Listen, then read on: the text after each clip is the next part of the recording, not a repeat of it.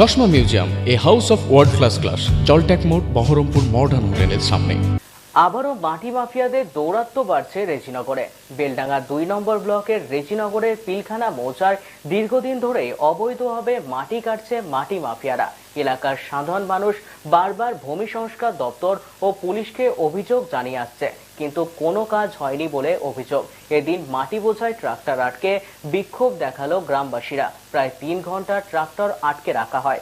ঘটনায় ক্ষোভে ফুঁসছে স্থানীয় মানুষ।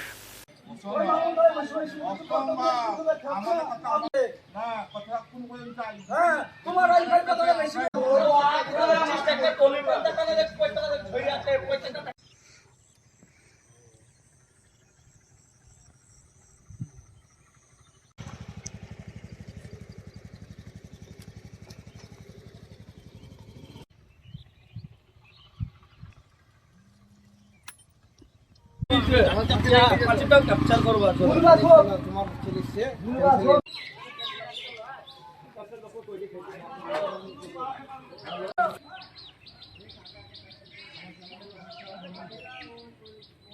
একদিন বন্ধ থাকে, 150 গাড়ি। আরে এতগুলা গাড়ি, কতগুলো গাড়ি, সব গাড়ি আপনি যদি আসা যাওয়া করে তা কি করবো? থেকে ওটা দুটো থেকে। আমাদের কোন জমি মাটি কাটছি বলুন? আমাদের জমি নাই, আমরা ওই বাঁধ বাঁধে কাটছে, কার জমি কাটছে, কে কিনছে, কে বিক্রি করছে, ওরা বলতে পারবো না। মাটি ক বছর কি বলবো, ওদের সবাই বলছে 8-10 বছর মাটি তো মাটি তো ফুরিয়ে গেলো গঙ্গার তলা। আমরা কি করে জানাবো? আমরা যাইনি, আমাদের জানানো হয়েছে, বেলরকে জানানো হয়েছে, জানানো হয়েছে, বলছে আমরা যাইনি। আমার সমস্যা, আমাদের রাত্রিরে ঘুম হয়েছে না, সারাদিন ওই পথে ধরে বাড়ি। এমন দিন রাত যদি হঠাৎ মটর করে, তাহলে আমরা কখন ঘুমাবো আর কখন কী করবো? চাষি মানুষ বলেন। আমরা চাইছি যে আমাদের রাস্তায় গাড়ি বন্ধ করতে হবে। দেখেন, এটা হচ্ছে স্কুলের রাস্তা, ঠিক আছে? ইয়াদাকে অনেকবারই মানা করা হয়েছে, এটা স্কুলতে বাচ্চাদের রাস্তা, স্কুল বাচ্চা সব আসা যাওয়া হবে স্কুলে। তা এই যে মাটির দালাল থেকে অনেক কবার জানানো হয়েছে, তবুও কিন্তু ট্র্যাক্টরের রাস্তা আমাদের বন্ধ হয়নি কো। আচ্ছা, এইখানটি এই যে বাড়িটা আছে দেখতে পেয়েছেন রাস্তার গায়ে, তো এইখানটি পাঁচিরটা ভেঙে দিচ্ছে, যে পিলারটা ভেঙে দিচ্ছে, ওই যে চেম্বারটা আছে, চেম্বারের ওপর দিয়ে ট্র্যাক্টর চলে গেছে, ঠিক আছে? আচ্ছা, আজ 2টো থেকে গাড়ি চালায় এই রাস্তায়, মানুষ ঘুমেরও ডিস্টার্ব হয় কিছু। আজ 2টো থেকে তো আপনি তো জানেন, মানুষ শুইতে আর করতে 12টা-1টা বেজে যায়। তার ভিতরে যদি আবার 2টোর সময় যদি গাড়ি চালু হয়, তাহলে সে মানুষ ঘুমায় কী করে? হ্যাঁ, গাড়িতে রাস্তা যে অবস্থায় যে পাথর বেরিয়ে গেছে, গাড়ি হড়ম হড়ম করে যায়, তাহলে মানুষের ঘুম ভেঙে যায়। এই একটা কারণ। এই যে মাটি কাটা হচ্ছে, হ্যাঁ, পাশে যে আমাদের জমি আছে, জমিতে ক্ষতি হয়েছে, ঠিক আছে?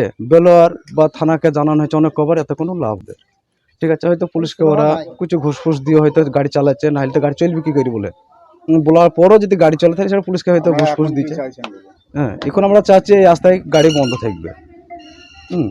এটা আমরা সমাধান চাই, গাড়ি যেন বন্ধ থাকে। আমাদের একটাই বক্তব্য।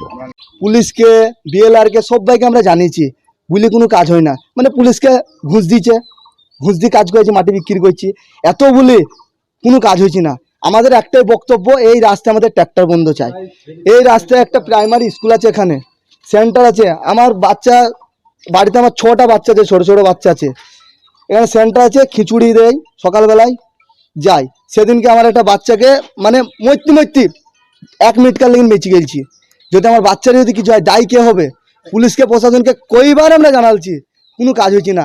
আজকে আমার দেয়াল ভেঙে দিয়েছে, বাড়ির পিল্লার ভেঙে দিচ্ছে, এখানে পিল্লার দিয়ে দিয়েছে, ভেঙে দিয়েছে, 3টে পিল্লার ছিল, ভেঙে দিয়েছে। বুঝলি, মাটি মাফিয়ারা এসে হ্যান ত্যান করি, মানে ট্র্যাক্টর আবার চালু করবি, কোনো কাজ হয় না এখানে। অনেকবার আমরা, আমাদের এখানকার লোক অনেকবার বলেছে, কোনো কাজ হয় না। কাউকে বুঝলি আবার ঘুরি আমাদের ওপর, মানে বাড়ি সরে লাও ধুমকি। ম্যাক্সিমাম 70 থেকে 80টা ট্র্যাক্টর এই রাস্তায় যা থাকে, বেপরা গতি, আসতে যদি চালায় তাও। আর ধুলু তো মানে বুঝতেই পারছেন, আপনারাও তো যাতায়াত করছেন রাস্তাতে, এমন পরিস্থিতি, ধুলু তো বলতে না, পানি 1-8বার মারে। রাত 1টা থেকে ধরি বেলা 2টো অবধি ট্র্যাক্টর চালায়। আমরা অনেক করে বারণ করছি, কোনো কাজ হয় না এখানে। আমাদের একটাই বক্তব্য, এই রাস্তায় কোনো রকমের যেন ট্র্যাক্টর না চলে আমাদের সবারই। আর আমাদের চাষের জমির প্রচণ্ড ক্ষতি হয়েছে এখানে মাটি বিক্রির জন্য।